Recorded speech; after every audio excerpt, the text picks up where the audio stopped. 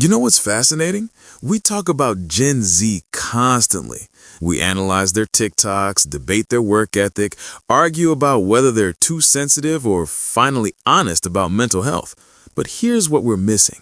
Their psychology isn't just different from previous generations, it's fundamentally rewired by forces no generation before them ever faced. Generation Z, born roughly between 1997 and 2012. They're your younger siblings who film everything, your new hires who ask about therapy benefits in the interview, the people who can't remember a time before smartphones but somehow feel ancient at 25. And here's what nobody tells you. Their minds were shaped by living their entire developmental years under a microscope they never asked for. They were the first generation to grow up with social media not as a novelty, but as infrastructure. Picture this. It's 2010. You're 13 years old, and that embarrassing thing you said at lunch? It's already screenshotted, shared in 3 group chats, and might still exist somewhere on the internet when you're applying for jobs a decade later. A study from the Pew Research Center found that 95% of teens have access to smartphones, and 45% say they're online almost constantly. That's an entire generation learning that there's no such thing as a private mistake. That permanent visibility did more than make them self-conscious.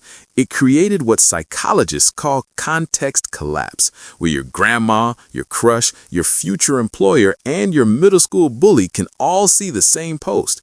Your brain learned to calculate social risk across multiple audiences simultaneously, which is why Gen Z seems hyper-aware of optics in ways that baffle older generations. Gen Z grew up watching millennials get crushed by student debt and the gig economy. They saw their older siblings work unpaid internships and still struggle to afford rent. Everyone told them, follow your passion, but then they watched passionate people become broke influencers or baristas with master's degrees. So yeah, psychologists might call it pragmatic nihilism, but Gen Z just calls it keeping it real. It's not that they don't have dreams. It's more like they know the game is rigged, so they're playing multiple games at once. They're the most educated generation in history and the least convinced that education guarantees anything. And that's why they turned social media into a resume, a therapy session, and a brand all at once. They grew up in a time when being online became being alive, when your follower count could literally determine your income, when mental health struggles weren't shameful secrets, but content that could go viral.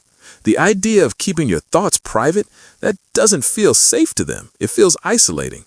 It's not about oversharing. It's about learning that vulnerability can be currency, that authenticity builds community, and that sometimes the only way to feel less alone is to scream into the void and hope someone screams back. Gen Z basically turned anxiety into an aesthetic.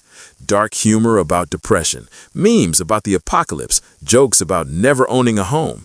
You can see exactly where this comes from. They grew up watching school shooting drills become routine, climate change reports getting more dire every year, a global pandemic hitting right when they were supposed to be experiencing their youth. When adults act like the world is ending but also insist you need to plan for retirement, you learn to laugh at the absurdity. You learn that gallows humor is a survival mechanism. But here's what's fascinating. Despite all this, Gen Z developed a distinctive approach to identity that stands out even today. They don't just accept it, they interrogate it, deconstruct it, rebuild it. This flexibility was forged early through exposure to infinite possibilities online. You could be into anime and cottagecore and social justice and gaming and indie music all at once. These weren't contradictions, they were proof that identity is fluid. They watched YouTube tutorials on everything from makeup to Marxism. These weren't just entertainment, they were roads to 1,000 different selves, where a 14-year-old could teach themselves graphic design, gender theory, and how to bake sourdough all before dinner. They watched millennials try to play by the old rules and still fail, so they never believed in the American dream, but they're fiercely committed to their values. They can't control whether they'll afford a house, but they can control whether they support ethical brands. There's this weird paradox at the core of Gen Z psychology. They're simultaneously the most connected generation and the loneliest. They'll have 1,000 followers, but struggle to make one real friend. This comes from forming bonds through screens out of necessity when face-to-face interaction became risky, anxiety-inducing, or literally illegal during lockdowns. And let's talk about their relationship with institutions, because it's complicated.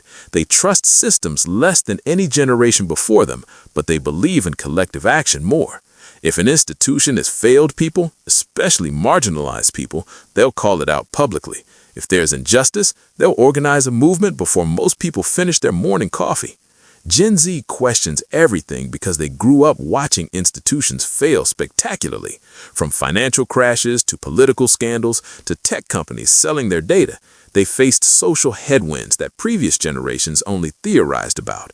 The oldest Gen Zers entered the workforce right as COVID hit.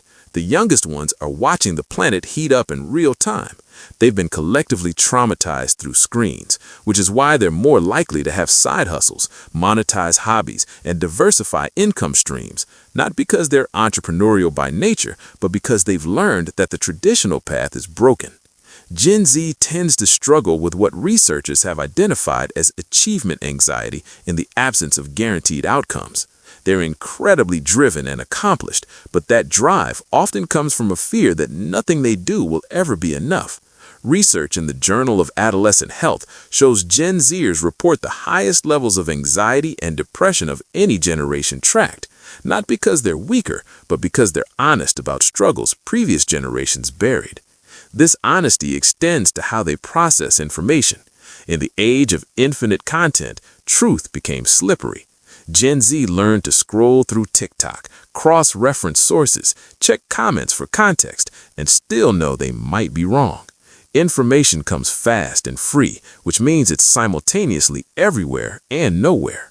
Media literacy researchers describe this as perpetual verification mode, where you trust nothing completely and question everything constantly because algorithms feed you whatever keeps you scrolling, not what's true.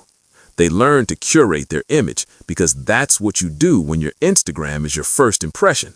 You don't just post a photo, you adjust to lighting, pick the filter, write a caption that's casual but clever, post at optimal engagement times, and watch the likes roll in, or don't.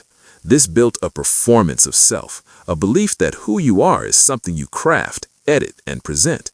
And now they're entering adulthood in a world that keeps telling them they're doing it wrong. One that criticizes them for being on their phones too much while running an economy that requires constant digital presence. They're trying to figure out who they are while influencers sell them versions of who they should be. Because in the Gen Z worldview, identity is both everything and completely unstable. The truth is, Generation Z might be the first generation that truly understands what it means to perform your entire life, to have your worth measured in metrics, to know that one mistake can follow you forever. They're not better than other generations, just different, shaped by a unique moment in history when the digital world became more real than the physical one.